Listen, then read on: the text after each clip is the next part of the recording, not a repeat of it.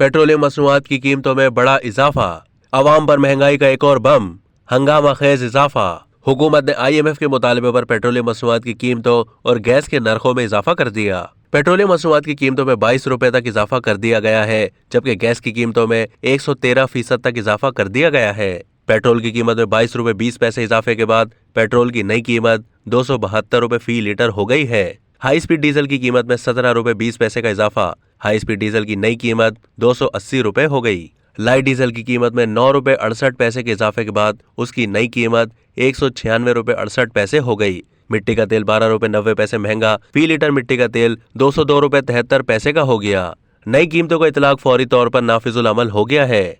वजारत खजाना ने नई कीमतों का नोटिफिकेशन जारी कर दिया।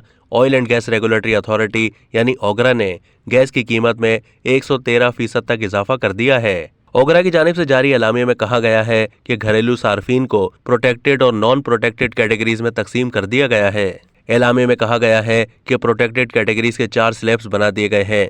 प्रोटेक्टेड कैटेगरी में माहाना 25 मकब मीटर के सार्फिन शामिल हैं, जबकि 50 मकब मीटर, 60 मकब मीटर और 90 मकब मीटर माहाना के सार्फिन भी प्रोटेक्टेड कैटेगरी में शामिल हैं। ओगरा एलामिया में कहा गया है कि गैस की नई कीमतों का इतलाक 1 जनवरी से 6 महीने तक के लिए होगा। हुकूमत को 310 अरब रुपए का रेवेन्यू मिलेगा।